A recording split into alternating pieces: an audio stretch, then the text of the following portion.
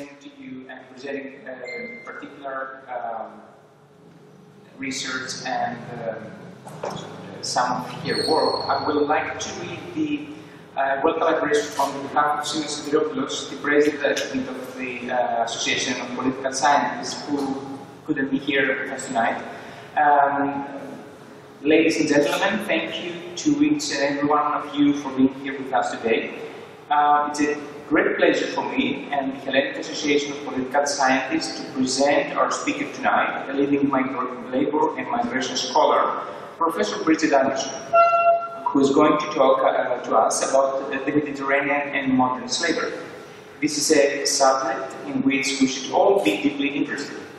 I would like to express my sincere appreciation to our 2018 guest speaker, Professor Bridget Anderson, as well as to all of you who generously helped for this event, the members of the Hellenic Association of Political Scientists, as well as the Ionic Center. I don't want to take too much of your time. I need to leave some time for Dr. Fouskas to introduce our speaker to all of you. Thank you. Ladies and gentlemen, it's a great pleasure for me to introduce our speaker tonight, a leading migration scholar who is going to lecture on Plaka's Not Betrayas, the Mediterranean and Modern Slavery. Our speaker is full professor of Mobilities, Migration and Citizenship in the University of Bristol. She was previously Professor of Migration and Citizenship and Research Director of the Center of Migration Policy and Society at the University of Oxford between 2003 and 2017. She holds a PhD in Sociology and previously trained in Philosophy and Modern Languages. Although now an academic, she started her work life in the voluntary sector, working with migrant domestic workers, and she was retained and she has retained an interest in domestic labor and migration. She has worked closely with migrant organizations, trade unions, and legal practitioners at local, national, and international level. Her interests include citizenship, rights, nationalism, migration, immigration, labor demand, labor market flexibilities, trafficking, of course, care labor, deportation, and temporary activities. Ladies and gentlemen, please join me in welcoming Professor Bridget Anderson.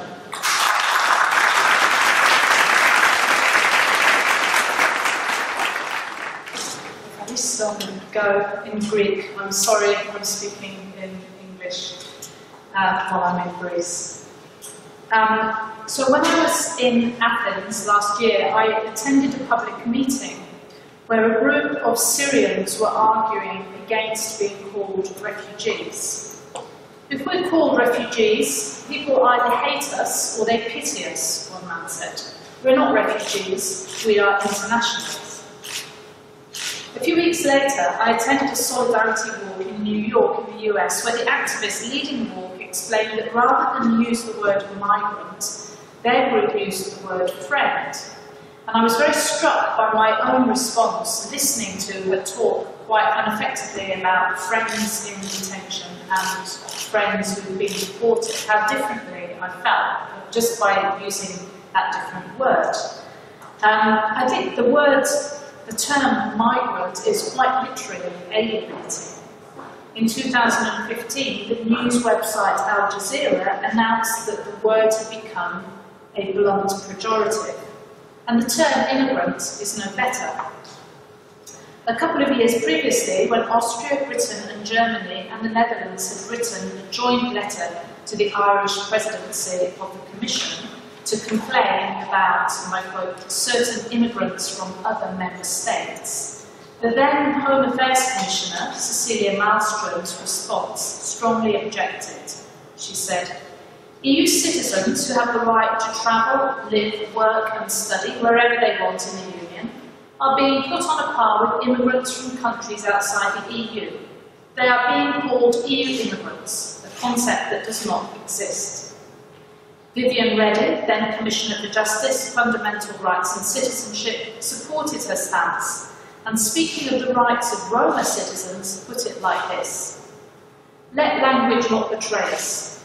European citizens exercising their right to free movement are not immigrants. So this is where I get the idea of language betraying us. In the past couple of years, I've become increasingly interested in who counts as a migrant in public discourse and political debate, which actually is often very different from who counts as a migrant, either in law or in data. So it seems to me this is actually a real difficult question for evidence-based policy. It's a difficult issue that politicians grapple with. So I'm interested in who counts as a migrant and how this is in tension with or reinforces the citizen and non-citizen as legal statuses.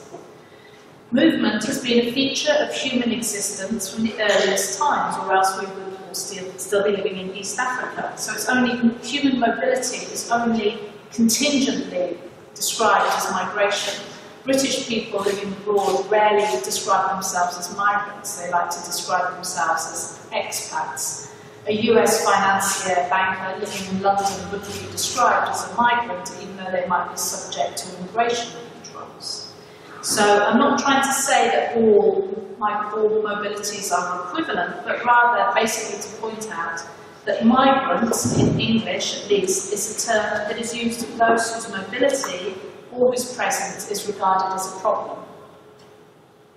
Lots of social scientists want to make a difference to the world, and the impacts-driven academic funding, the desperate situations endured by many people on the move, and states' concerns about the policy challenges of immigration combine to make for considerable interest in the subject of migration from a wide range of stakeholders. The identification of a population and investigation of its associated problems draws even those researchers who strive for analytical objectivity into participation in politics and governance. Carol Backe has argued that social policies do not simply respond to an already existing problem, but are often critical to the production of the phenomenon as a problem in the first place. And I think one might make a parallel argument for social research. In Ian Hacking's work on Making Up People, he analyses how human science's classifications of people interact with us and changes us in a process he calls dynamic nominalism. His interest is particularly in the grey areas between psychiatry and medical science, split personality, sexuality, autism, and so on. But it also has a powerful application to the field of migration, because he analyses how classification interacts with those who are so classified, with institutions, with knowledge, and, to quote him, the experts or professionals who generate the knowledge judge its validity and use it in their practice. They work within institutions that guarantee their legitimacy, authenticity, and status as experts. They study, try to help, or advise on the control of people who are classified as of a given kind. After Dr. Fouskas' introduction, it is difficult to avoid seeing myself in these sentences. So researchers can find themselves implicated in the construction, maintenance, and refining of categories that are themselves the cause of many of the difficulties experienced by their research subjects. So basically, if we think, well, migrants, one of the main problems for migrants is that they are treated as differentiated from citizens, and now we're researching migrants as somehow a reified category, maybe we're also contributing to the source of their problems. I suspect that this is more troubling for those of us who study migration than it is for those who research asylum. Protecting the category of refugee is protecting a categorization which, if a person is successful in claiming it, might offer some improvement in status. Furthermore, the boundaries of the category of migrant are far fuzzier than those of refugee or asylum seeker. Who is imagined as a migrant in political debate and represented as a migrant in newspaper headlines is not the same as someone who is subject to the policy levers of immigration controls. There is a gap between the socially imagined and media depicted migrant and the legal migrant. In the UK, Prince Philip might have been born abroad, he is most definitely not regarded as an immigrant.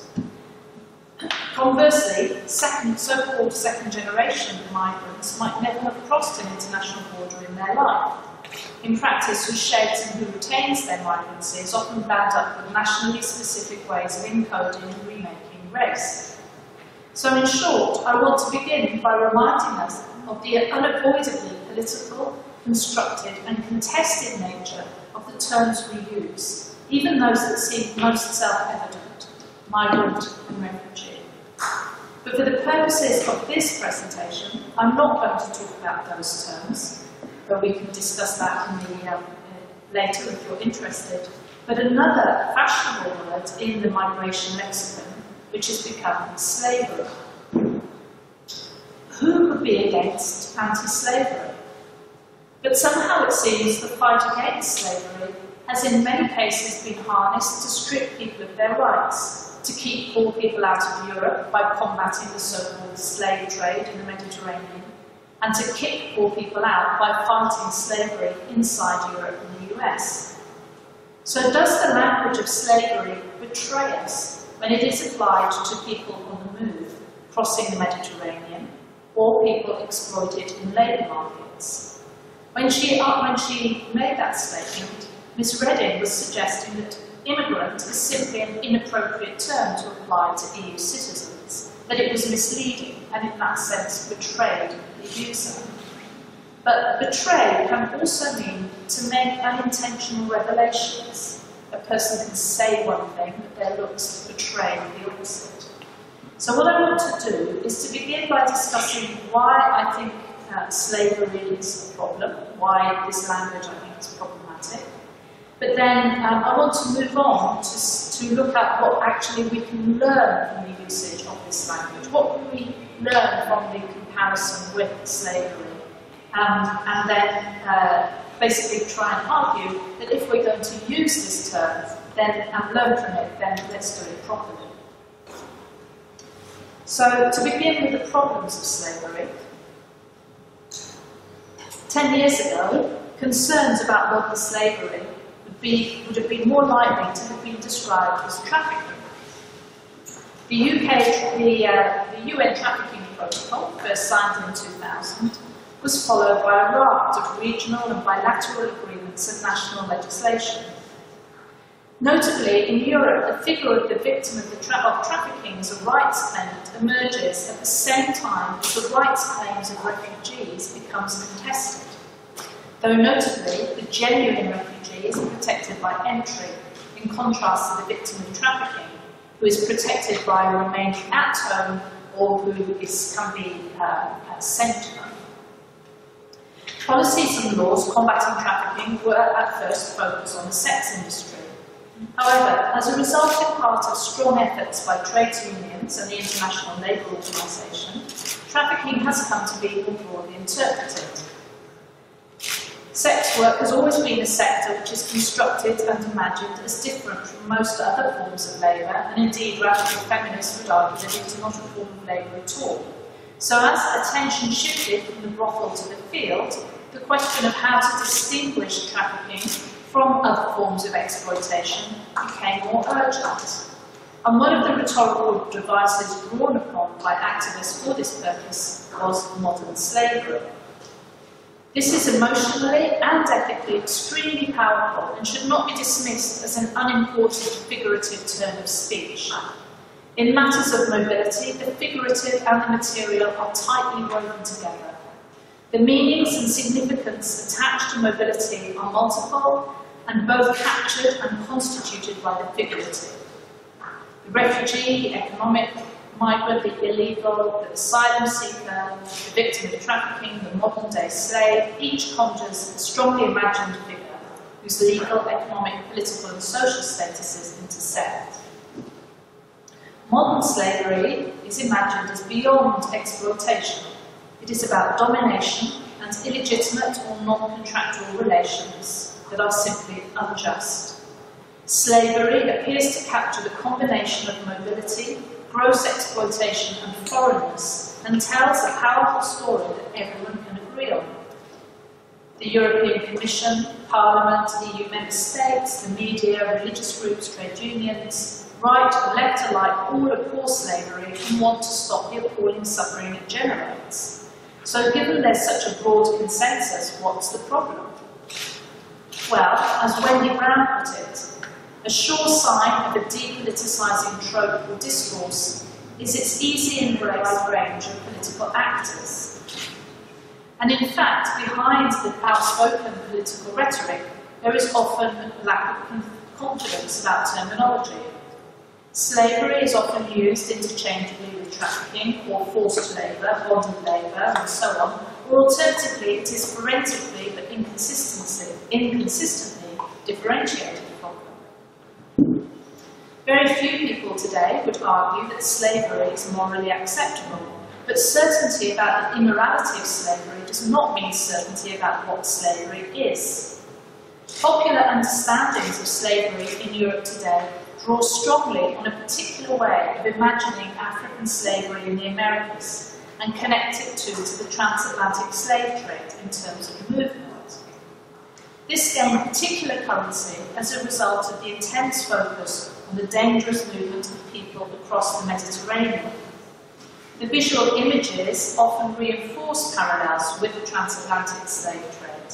I don't know if you recall those photographs in Time magazine by Massimo Sestini, where he basically photographed boats from above filled with migrants. And actually, if you compare those photographic depictions with the depictions of slave vessels that were popularised by anti-slavery activists in the 18th and 19th century. They're very similar. There's the pointed hull, everyone crammed together.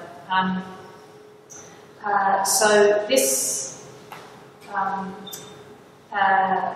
bird's eye view and the anonymity of the mass of people crowded together is, I think, a clear reference to these illustrations. But while the images of slavery may be startlingly similar to those used by anti-slave trade activists, the experiences and contexts of the people involved are quite different. These boats may be crammed and overcrowded, but the people have not been kidnapped from their homes. They have often paid thousands of euros to escape war and violence in Syria, Afghanistan, and Eritrea or Iraq, or they have travelled from Niger and Senegal in search of more opportunities and more sustainable lives. That is, they want to move. Furthermore, slavery, transatlantic slavery, was a legal institution that was constructed and supported with the full authority of the state. In contrast, modern slavery is condemned by states, and it's most definitely not a legal institution. Rather, the movement across the Mediterranean today is an illegalized movement. So the mobility of transatlantic slaves was an involuntary but legal movement, while the mobility of migrants across the borders of the European Union is a voluntary but illegalized movement. Calls to end slavery are not only about ending certain types of movement, of course, but also certain kinds of labour relations.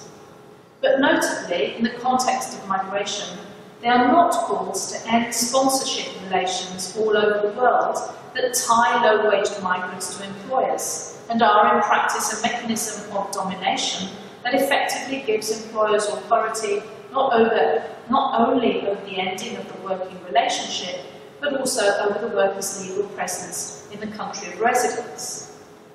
I'm not claiming that this is slavery, but rather pointing out that not slavery is not equivalent to free labour.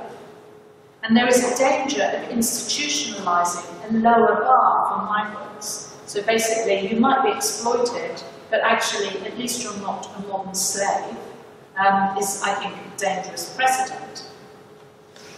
And I think also one reason that it can be hard to decide who is a slave, a modern slave, because we have to, now it's not a legal status, actually, it has to somehow be decided. So one reason that it can be difficult to decide is actually we're not clear about what is free labour. In the past, indentured servitude was regarded as perfectly compatible with ideas of free labour, but servants could be beaten, forbidden from marriage, and runaways could be captured and compelled to work.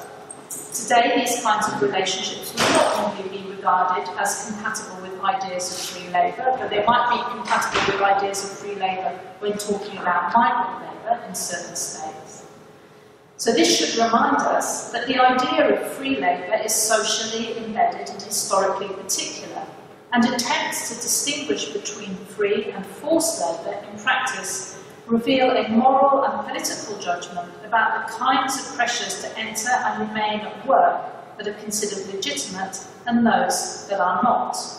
These pressures to enter and remain at work are given a significant fillip by immigration controls and global inequalities that cannot be addressed solely by punishing individual employers. Indeed, one thing I would say is that often debates around slavery and trafficking get very hung up on questions of consent. Did somebody consent to this? Did they choose, and did they know what they were buying into? So I think one issue with this is that consent, the more constrained your options, the more genuinely you're going to consent to situations of severe exploitation. So the fewer options you have, the more desperate you are, the more you will think, oh, working in a potato field and earning 10 euros a week is an opportunity, whereas if you have other options, you will then regard that as not an opportunity. So perhaps sometimes the idea of consent and focusing too much on consent means that we miss the broader question of structural inequalities and why it might be that some people can genuinely consent to actually what we might regard as extremely exploitative conditions.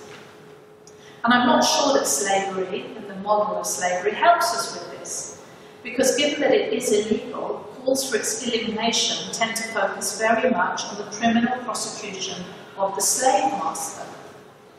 This distracts from the institutions and socio-economic relations that allow some people to exercise dominion over others, and indeed from the role of immigration controls themselves. For example, a few years ago I was involved in a campaign against UK immigration rules that tie domestic workers to named employers.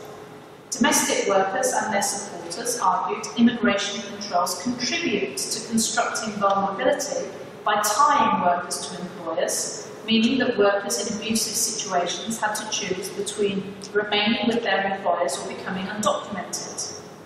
In contrast, the UK Home Office proposed to stop the abuse of domestic workers by anti-slavery means.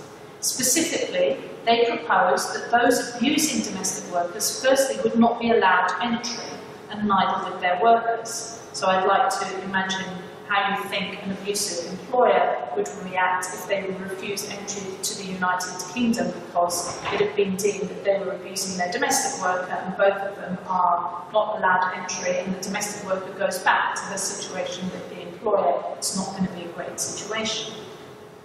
So the other thing that they said was that in the rare case an abuser should slip through the net, the domestic worker would have recourse to modern slavery protections.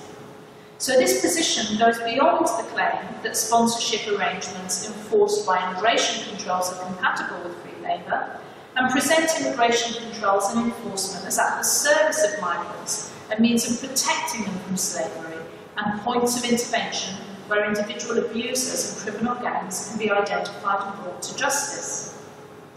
So the language of slavery has had considerable political traction, as it seems to indicate a common point where NGOs, migrants and states share some common ground. However, as academic researchers, I would suggest we should be more cautious. In this way, the language of slavery betrays the user, whether we are deploying it with reference to labor relations or to mobility. But this doesn't mean that there's nothing to be learned from slavery and the comparison with slavery in relation to contemporary mobility, so that is now where I would like to move to. So while misleading in the headlines it generates, if not taken at face value, the language of slavery yields some interesting parallels and continuities between slavery and the contemporary politics of migration. Take, for example, the uncomfortable silence about the fate of those rescued from the slave trade, such as the 1,200 liberated Africans who, between 1832 and 1843, were sent to McCarthy Island, a small island in the River Gambia, which had been proposed originally as a penal settlement, but was deemed too unhealthy and would make transportation tantamount to a death sentence, so would therefore be unlawful. So this was unlawful to send transported convicts to, but it was lawful to send rescued slaves to. The destination for those rescued from the clutches of today's so-called slavers is scarcely more salubrious. Saving people from the slave trade maybe, but perhaps confining them to Libya, for example, riven by warring factions, corruption, violence, racist hostility and violence. The contradictions in the political positions of those fighting slavery are not new either. In the 18th and 19th centuries, anti-slave trade campaigners included highly respectable people who were perfectly comfortable with slavery per se, with racism and colonial brutality. Indeed, European states used abolitionist principles to justify imperial expansion, finding anti-slavery a useful means of rallying previously lukewarm domestic support for colonial causes. The Berlin Conference of 1884 required the European colonial powers with territories in Africa to, I quote, help in suppressing slavery and especially the slave trade, and secure free trade on the Congo and the Niger. The Congo Free State came under the personal control of King Leopold II, who undertook to foster free trade and abolish slavery. Anti-slavery claims here proved perfectly compatible with the imposition of murderous forced labour. The extremities of violence, dispossession and racism in the Congo Free State have been well documented and were the subject of a major campaign at the time. Yet Leopold was elected the honorary president of the Aboriginals Protection Society, later Anti-Slavery International, on account of his forceful condemnation on the slave trade. But fighting for justice does not necessarily bring plaudits.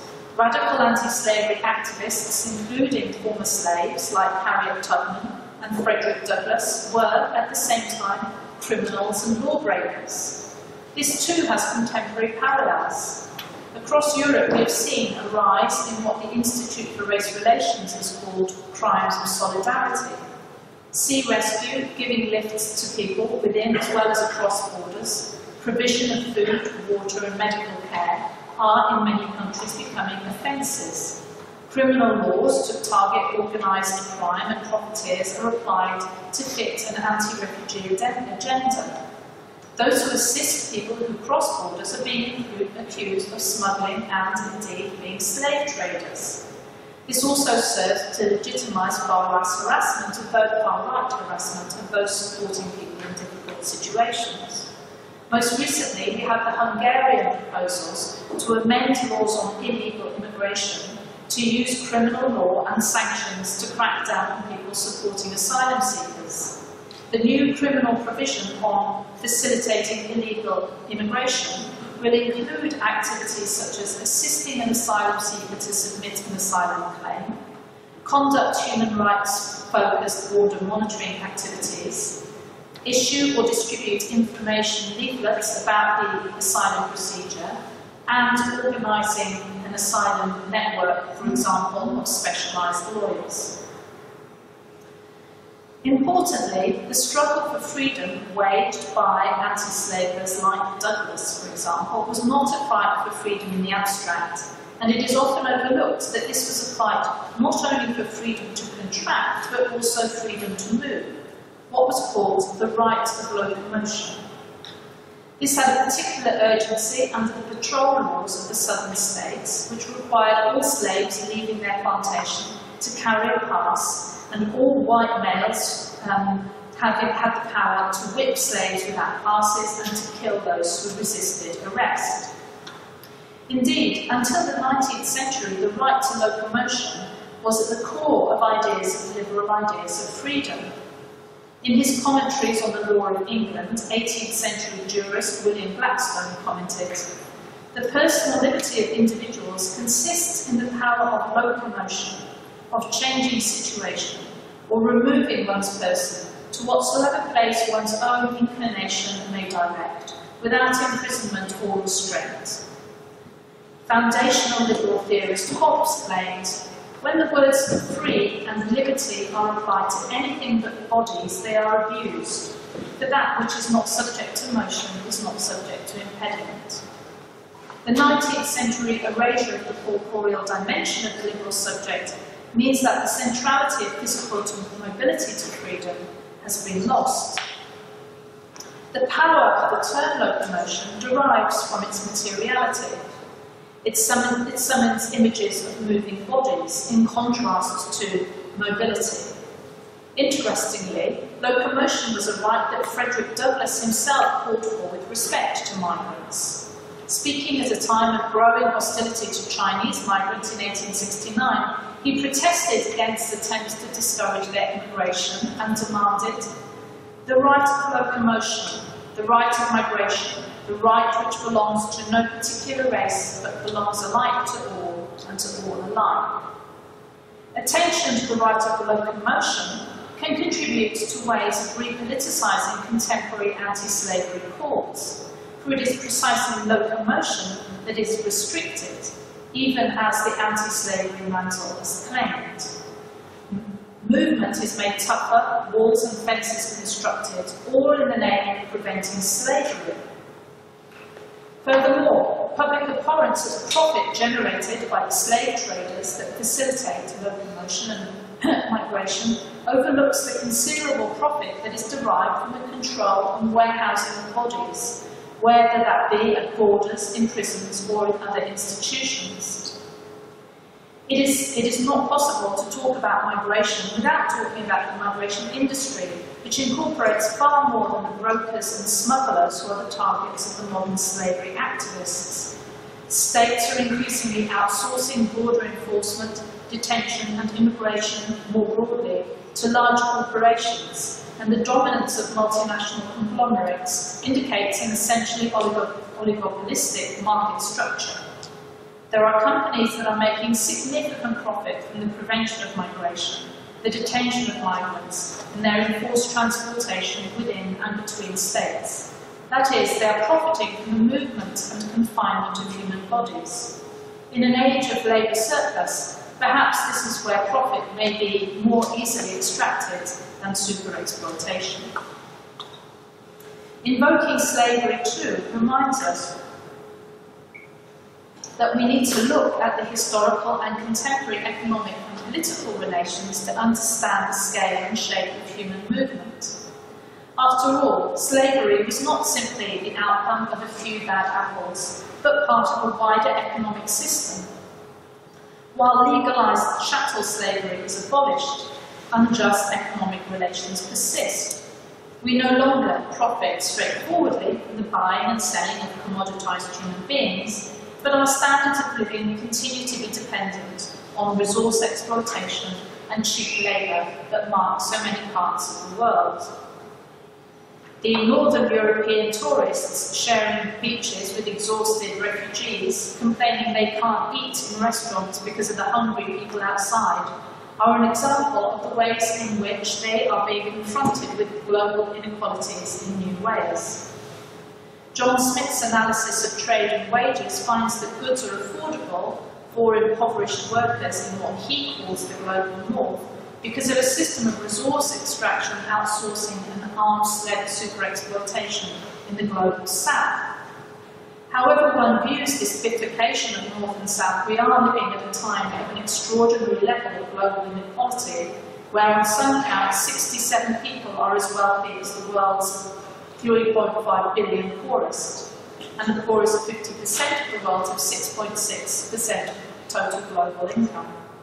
According to the Global Rich List, an income of, not the Global Rich List, the World Bank, an income of 30,000 euros in 2015 was enough to put a person in the top 1% of global income earners. They attributed this largely to between-country differences. One might quibble about the methodologies of these estimates, but the fact remains that for today, most people in the world, what is key to your lifespan, educational opportunities is where you live and where you are born. Some theorists have likened birthright citizenship as akin to a feudal privilege, one or a feudal disadvantage one is born into and that dramatically affects your life chances. It also affects your mobility. Henley and Partner, the Visa Restriction Index, lists states in order of how many countries passport holders can access visa-free. At the top in 2017 was Germany, followed by Sweden. At the bottom, Syria, Pakistan, Iraq and Afghanistan. The UK is anticipated is going to go to number 34 after Brexit. So finally, the invocation of transatlantic slavery highlights the association of the slave with racism. Plantation slavery developed to be classified and colour-coded, even as the differences between kidnapped and enslaved people, who came from a huge variety of different traditions, languages and civilizations, were elided in the making of a common, negatively racialized black identity. Modern slavery is surprisingly silent about race, but that does not mean it is not present. Race in the context of migration to Europe is, as Plaka has argued, bound up with ideas of nationality, ethnicity, culture and socioeconomic status. The language of slavery recalls the grotesque codification of people by some imagined biological category, but should also invite reflection on how this is both reproduced and contested in ideals of nation, citizenship and ancestry. I began by reflecting on how the very word migration suggests a movement that is inherently problematic, and one reason that certain people's entry can be so considered is because of their culture or race. Race can always be reduced to skin pigmentation, but it is also far more complex, and the relation between ancestry, race and nation is both fluid and overdetermined, as we see, for example, in the case of Roma people across Europe. The global taking for grantedness that specific geographical areas belong to certain peoples who can trace their belonging through ancestry coincides with histories of immigration controls that might not mention race, but enable de facto racial exclusion. So to conclude, there are many important lessons to be learned from slavery. That challenging justice can position you not as an upstanding member of the community, but as a criminal. That we need to have an eye to the relation between national citizenship and global inequality, and the enduring power of race and racism. And that attention to the right for locomotion can contribute to a way of repoliticising contemporary anti-slavery cause. Locomotion is not controlled and restricted simply out of cruelty or indifference. It is constrained because it has the power to be profoundly disruptive. The boats in the Mediterranean, the fence charges of Melilla, the lorry and train jumpers of Calais are symptoms of far deeper problems, rooted in inequality and injustice, the escalation of wars at Europe's edges, and the creaking of the nation-state form and ideas of citizenship and human rights. Like slavery, these problems too are rooted in histories of exploitation and colonialism. Slavery draws our attention to the relations of domination that are created and enacted at the border, and their manifestation and enforcement through physical violence on people's bodies. However, the problem is the emotional response locates the problem in the criminal and morally repressive nature of slave traders and distracts attention from the structures and histories that produce vulnerability in the first place. Slavery can contribute then to reminding us of the importance of historicising our analysis of contemporary injustice. But if language is not to betray us, it is necessary to avoid superficial comparisons. Slavery and colonialism demonstrate mobilities are not equivalent. The mobility of the coloniser and the slave trader cannot be equated with the mobility of the enslaved. The right to locomotion for all continues to be a radical demand that exposes deep contradictions within liberal thought and policies. I have suggested that the language of slavery tends to be treated as a comforting inspiration, rather than helping us connect to how our societies have been and continue to be economically and culturally shaped.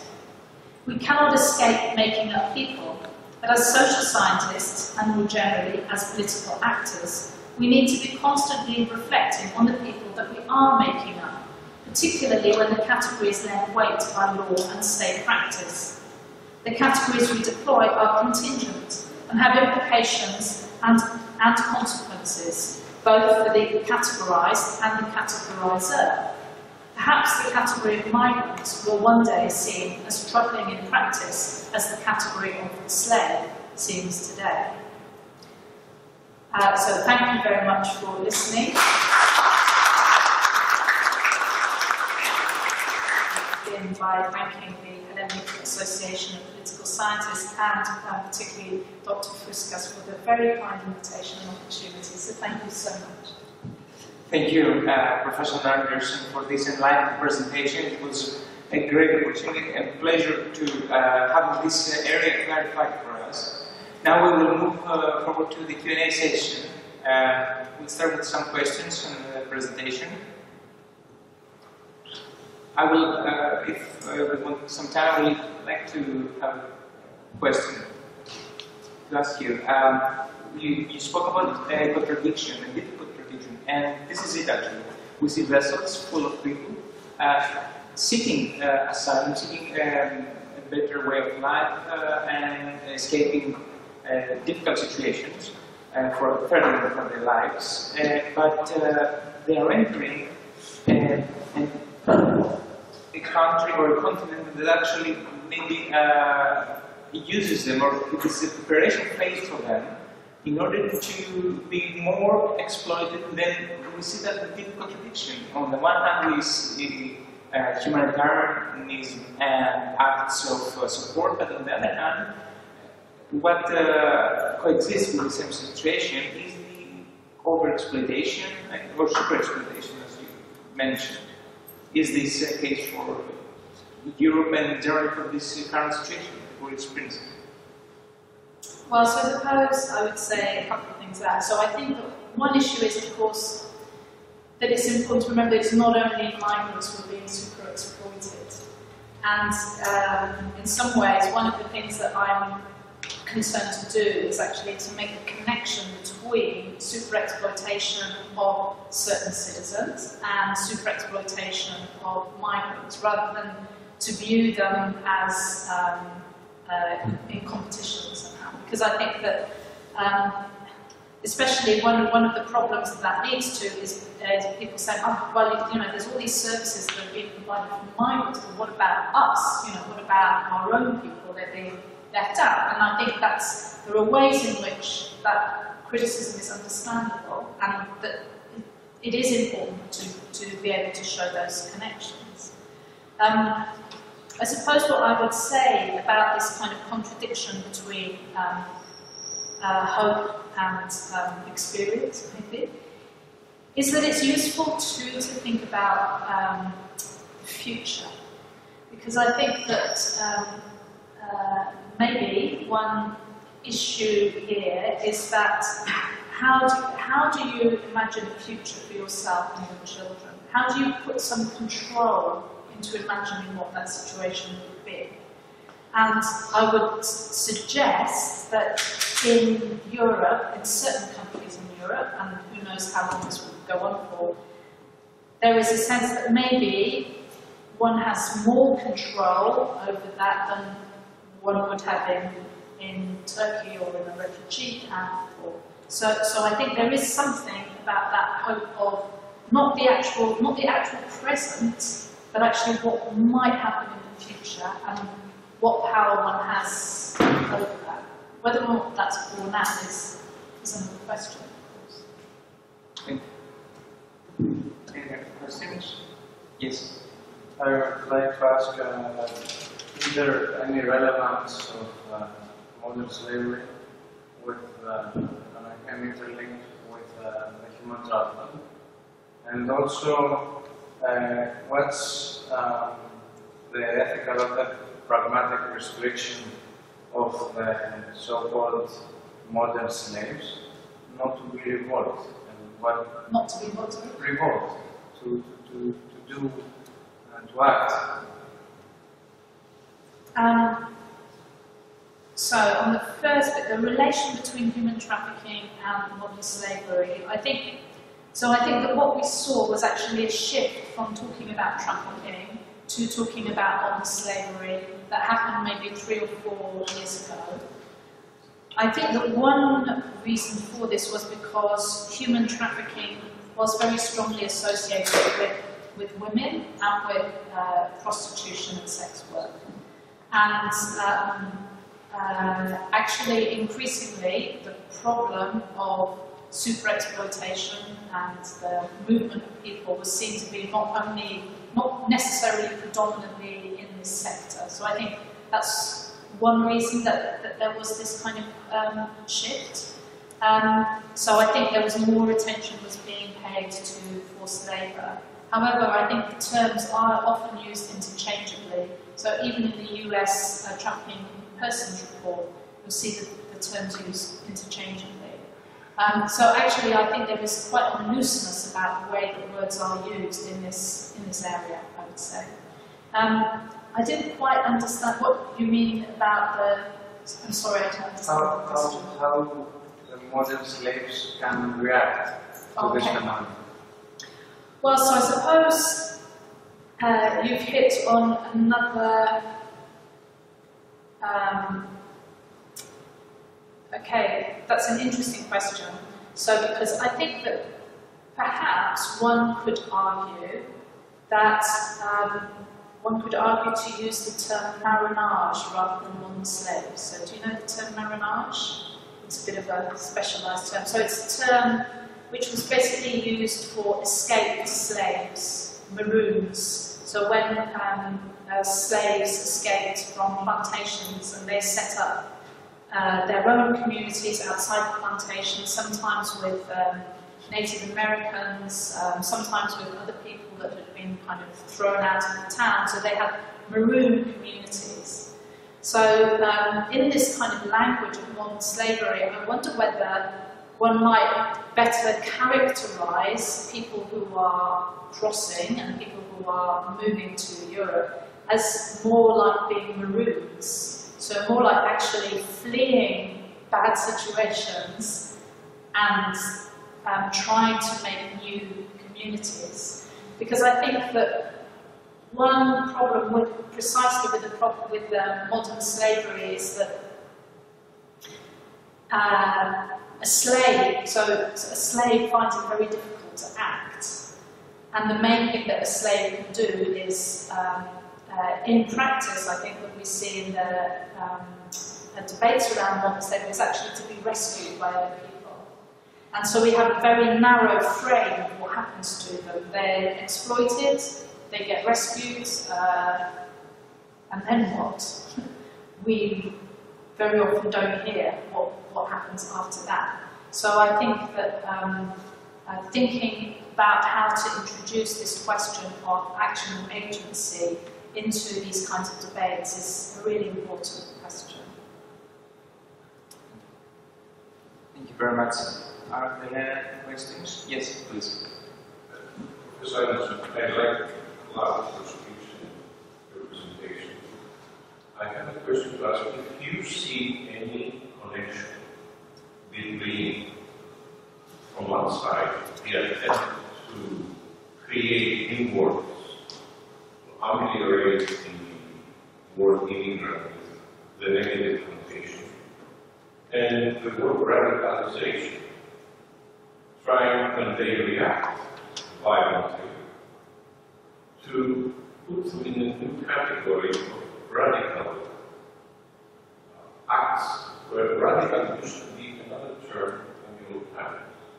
So, do you see any connection between these two attempts, it's called, to one side to include them in the wider community, and the other part to exclude them from acting beyond certain limits? Yeah, actually, I think that's a really important point, because it's also then a way also of excluding citizens from acting within wider limits. So it's a constraining of what is considered acceptable politics. So in that way, I think we can almost see migrants, for want of a better term, as being like a laboratory, or like there's a phrase in English, the canary in the mine. So when miners went down and there was gas, you took a canary with you, so the canary died first, and then you know you had to get up. And I think basically when we're looking at migration, that's what we're looking at. We're looking at the canary in the mine. We are seeing. So as I mentioned, the criminalisation of citizens through immigration controls, the restrictions on low-wage citizens for being able to be joined by third country national spouses. In the UK, we see measures that were first enacted against asylum seekers, particularly around not giving them money, but giving them a special card. That's now being rolled out to people that are claiming welfare benefits. So I think it's not simply a question of solidarity, it's actually a question of actually common interests. But it can be difficult to see that sometimes in the initial stages. So I think thinking about the ways in which politics are being constrained is something important. And again, I think that modern slavery doesn't really help us do that. Thank you very much. Are there any other questions? Yes? Does the securitization of Europe has helped to deteriorate the situation of modern slavery because you push these castes to create new and innovative ways of slavery? Yeah, no, I definitely think that's right. But the harder I think for many people, the reason they're in those boats is it's more expensive to get in a boat than it is to get a ticket, an airplane ticket. Right? So it's actually the problem is so I suppose the problem for while it's constructed as being migration is constructed as being the problem, for many people it's actually the solution, and that the problem is more the border posts and all the things that people have to go through that is for them is the problem. So I think that as securitization ramps up and you make that problem more, and you increase the costs, you increase the debt when they're moving, then you actually also increase their vulnerability. So I think that's correct. Thank you very much. Are there any questions? I will take one more. No. Then, thank you very much, Professor Anderson.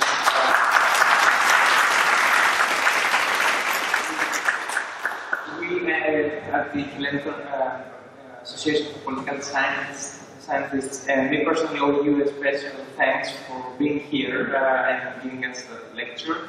The audience may not know that, but you have been lecturing for 3 days now on these crucial issues.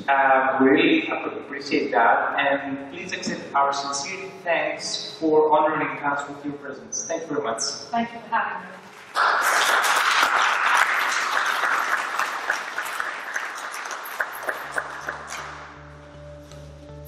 Thank you so much.